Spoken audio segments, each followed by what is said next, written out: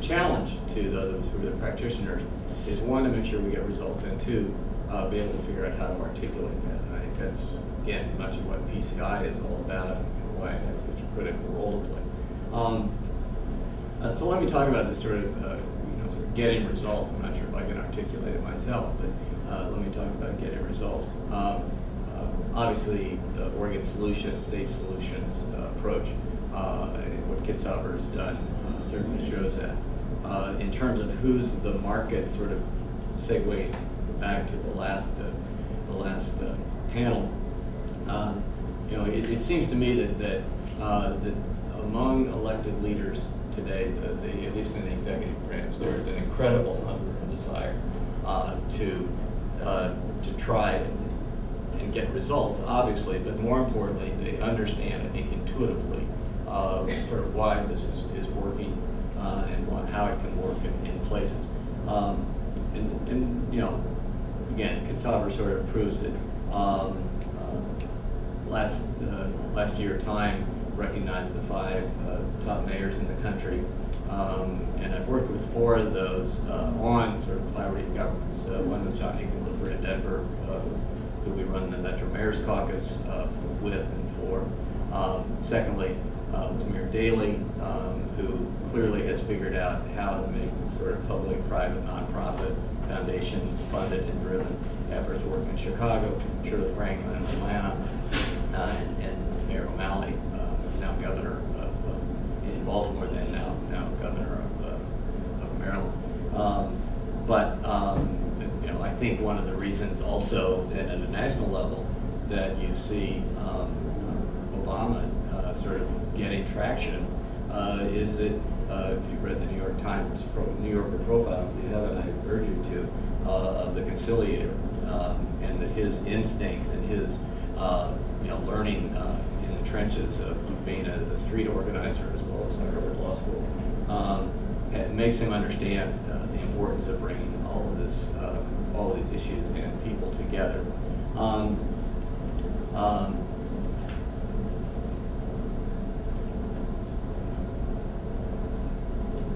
I wanted to do, in the terms of storytelling, actually do something I've never done before, which is read a veto letter from a governor, which was Governor Bill Ritter. So let me sort of quickly paraphrase a couple of pieces of it, because I think it's very helpful. Just sort of, here's a new governor elected last November, but he's very similar to Graham Wolf in Michigan, to Napolitano in Arizona, and a number of other governors. He vetoed he grew up in a labor family. He worked his way through college and law school.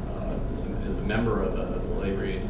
He vetoed, first time in 60 years, Democrats controlled both houses and the governorship. So labor had been waiting since 1937 to get repeal of the Labor Peace Act. Never knew it, never had a chance. With him, they thought they did. And so they, in fact, passed this amendment. The amendment itself is really unimportant. But he, in his veto message, and everybody in the state thought this was a done deal, because he had said during the campaign he would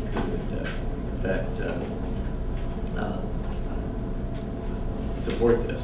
But in his veto message it said, "It is my solemn duty to approach the challenges facing us today with a broad view, take into account different perspectives and place the highest priorities on what's best for the people as a whole. I vow to listen to a wide range of views, to unite and to build consensus around a public policy agenda that speaks to the common good."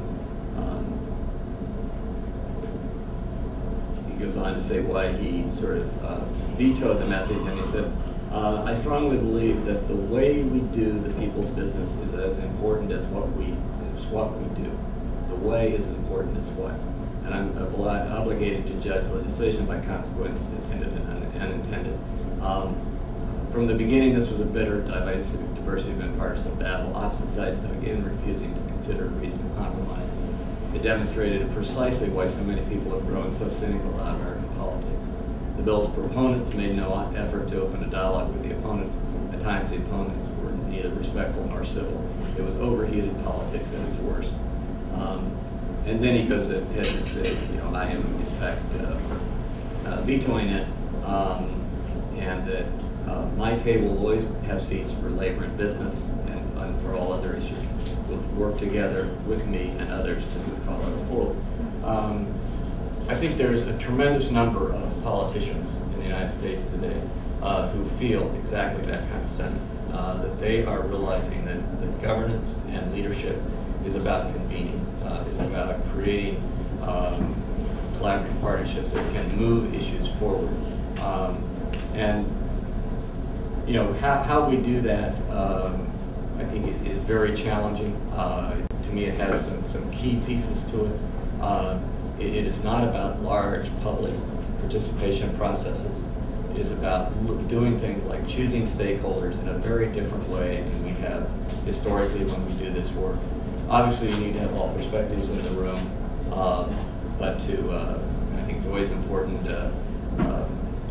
as Scott sort of wrote, Ab Smith's, of course, to you know, look at something that's popular, and I'm constantly using sort of Malcolm Gladwell's tipping point. The challenge for politicians is to create those kinds of tipping points on major public policy issues. And so one of the things, if you know, everybody knows the book, I think about 20 people have actually read it. But he has some very key ideas in it, one of which is to create the epidemic, which is what creates the tipping point. You have to have a team of people to make that happen. And I'm using slightly different terms than he uses. But it's really teams of integrators, people that can integrate the connection between, really simplified ways, the environment, social and economic issues.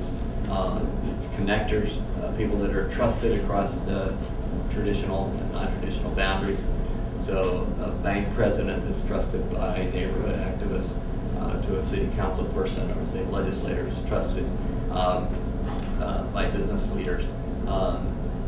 And then the third piece is the motivators, or as he calls them, the salespeople.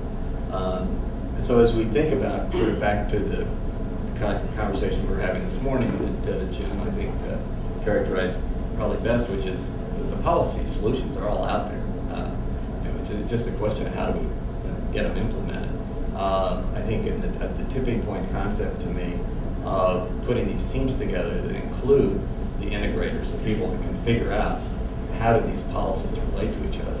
Secondly, the connectors, the people that cross these boundaries. And then thirdly, you know, once you sort of get there, the salespeople.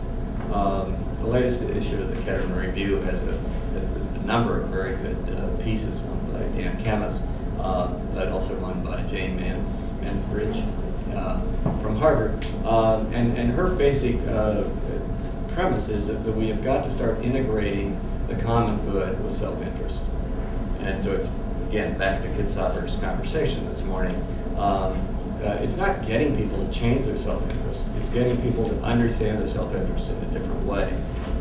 And so I think the challenge is to, in the terms of it, you know, and Subi's question, how do you go to scale on this? How do you get momentum on these? I think it's to get stakeholders involved in these collaborative processes that at least some of them fit that profile of the three categories that I talked about from Gladwell. And to then have them, once they've figured out sort of what is it that we move forward on, it really is a campaign. You know? I mean, this is not, the end product is not the policy solution you've come up with. The end product is helping those stakeholders be able to go back to their constituencies and say, you know what I really realized is that our self-interest is X and Y, and we thought it was A and B.